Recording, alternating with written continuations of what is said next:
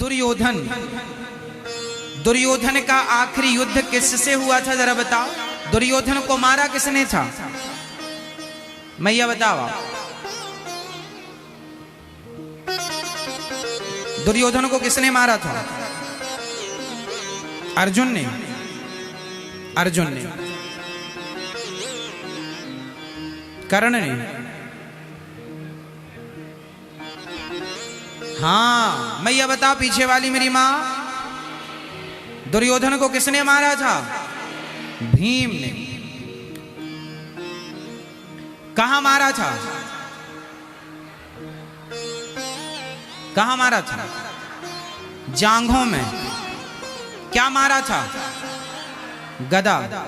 गदा का नियम है कि गदा जांघों में नहीं मारा जाता, कमर के नीचे आप गदा का प्रहार नहीं कर सकते, युद्ध का नियम होता है गदा युद्ध का। ये रूल्स थे उस जमाने में, महाभारत में सब कुछ लिखा हुआ है। इसलिए फेसबुक व्हाट्सएप से थोड़ा समय निकाल के ग्रंथों को पढ़ा करो।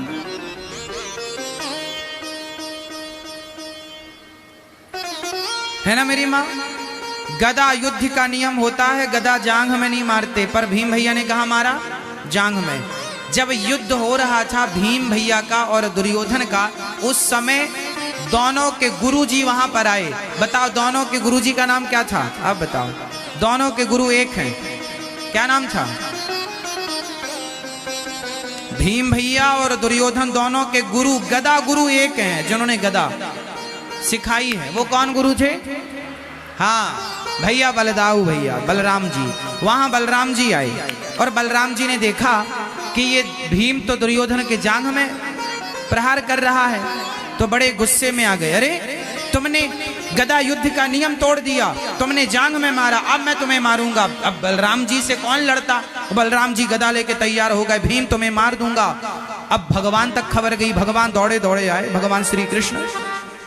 भगवान ने दाऊ भैया को रोका, दाऊ भैया रोको रोको रोको, क्या हुआ? अरे कन्हैया देखो, इस भीम ने अधर्म किया है, ये दुर्योधन को गदा इसने जांघ पर मारी है, जबकि युद्ध का नियम है गदा का कि तुम जांघ में बाण नहीं मार सकते, जांघ में प्रहार नहीं कर सकते। प्रहार करो तो छाती में प्रहार करो। गदा का प्रहार ना तो आप सिर पे कर सकते, ना तो आप कमर के नीचे कर सकते, ये नियम है। और आपने जांघ में किया है, युद्ध का नियम तोड़ा है, मैं आज इसे मृत्यु दंड दूंगा। इसने अधर्म किया।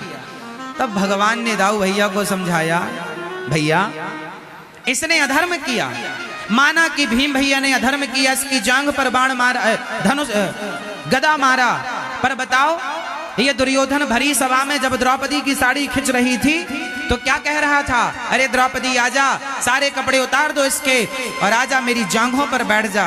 बताओ क्या ये धर्म था? दाऊ भैया आप बताओ, बलराम भैया आप बताओ। दूसरे की स्त्री के कपड़े उतार कर कोई कहे कि तुम मेरी जांघ पर आकर बैठ जाओ, क्या ये धर्म है? और जब ये अधर्म ये दुर्योधन कर रहा था, तब बलराम भैया आप कहां थे? आज आप इसका पक्ष लेने आए कि अधर्म से मर रहा है, तो इसने जीवन में धर्म किया ही कब? अधर्म किया है।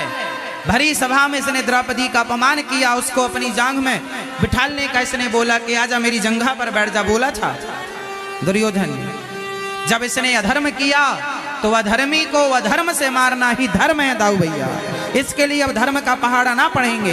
ये कौन सा धर्मात्मा है? अरे धर्मात्माओं को धर्म से मारा जाता है, पर इन्होंने अपने जीवन में कब कब धर्म किया? चक्रव्यूह के युद्ध में चक्रव्यूह में फंसा करके अभिमन्यु को और निहत्थे मार दिया, निहत्थे अभिमन्यु को मारा। और जब मर गया अभिमन्यु तो मरे हुए अभिमन्यु के सिर पर लात इसके जीजा ने मारी और ये खड़ा तमाशा देखता रहा। मरने के बाद तो दुश्मनी मिट जाती है, मरे हुए अभिमन्यु के सिर पर लात मारा था जयद्रथ ने। वो कौन सा धर्म था? लाक्षागृह में बंद करके पांडवों को आग से जलाने का षड्यंत्र रचा दुर्योधन ने, कौन सा धर्म था? भीम भैया को जहर दे करके नदी में फेंक दिया, कौन सा धर्म था? इन्होंने कब कब धर्म का पालन किया है? रिश्ते में इसकी भौजाई भाई की पत्नी है, भौजाई भाभी है, द्रौपदी भाभी हमारे यहाँ माँ होती है, माँ, उस माँ के कपड़े उतार रहा है, ये कौन सा धर्म है? और आप कह रहे हैं कि गदा इसकी जांघों में मार दिया, अधर्म कर दिया। इसने कौन सा धर्म किया था? भगवान ने बलराम जी को वहां से विदा किया, बोले आप तो चलने दो, आप ना बीच बचाव करो, ये कितना बड़ा धर्मी है हमें पता है। बलराम जी गए, खूब पिटाई की।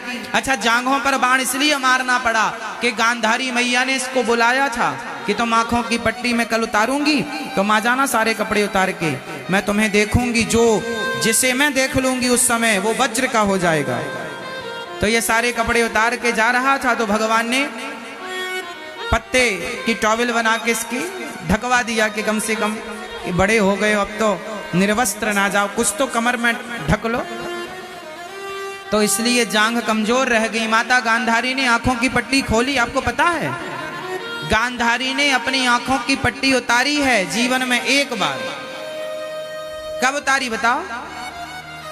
दुर्योधन को बचाने के लिए। जरा समझना, यहां माता गांधारी ने अपनी आंखों की पट्टी उतारी तो है, पर किसे बचाने के लिए? दुर्योधन को बचाने के लिए। काश माता गांधारी ने अपनी आंखों की पट्टी द्रौपदी की लाज बचाने के लिए उतार दी होती, तो आज इनके 100 बेटे ना मारे जाते। इस प्रकार से एक नारी का अपमान होता रहा, तब गांधारी माँ उन्हें बचाने ना गई, और एक दुष्ट दुर्योधन जो खुद की औलाद थी उसे बचाने के लिए आंखों की पट्टी उतार दी। जीवन भर की तपस्या उसके नाम कर दी। कितनी भी तपस्या दे दो, पर अधर्मी बचेगा नहीं।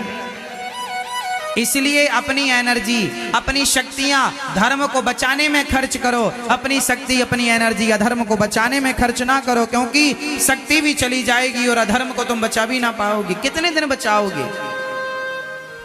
अधर्म कभी किसी के बचाए नहीं बचता, हाँ या ना? इसलिए अंत में जीत किसकी हुई? धर्म की। इसलिए आप लोग भी अधर्म का साथ छोड़ दें, क्योंकि भगवान तो धर्म के साथी हैं। धर्म का साथ दीजिए साहब, धर्म का आचरण कीजिए और धर्म का पालन कीजिए। महाभारत की बहुत सारी कथाएं हमें बहुत कुछ सिखाती हैं, लेकिन आप लोग तो महाभारत पढ़ने से बचते हैं। अरे घर में महाभारत नहीं रखना, क्योंकि महाभारत रखने से घर में महाभारत होता है। इस प्रकार की बातें आप लोगों ने फैला रखी हैं समाज में। क्यों नहीं पढ़ना? पढ़ना नहीं तो बनाया क्यों गया है? लिखा क्यों गया है? पढ़ने के लिए लिखा गया। अरे उसे पढ़ोगे तो जीवन में बहुत कुछ सीखोगे।